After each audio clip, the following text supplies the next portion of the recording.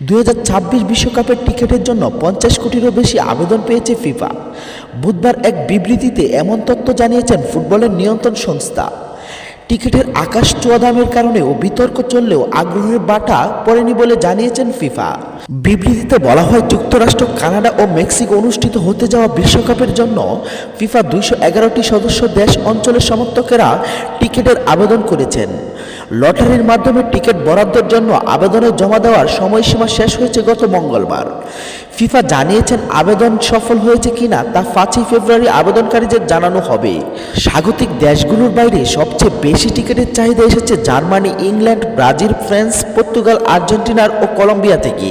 মায়ামিতে Colombia Portugal ম্যাচের টিকিটের চাহিদা সবচেয়ে বেশি। এই ম্যাচটি অনুষ্ঠিত হবে 27 জুন।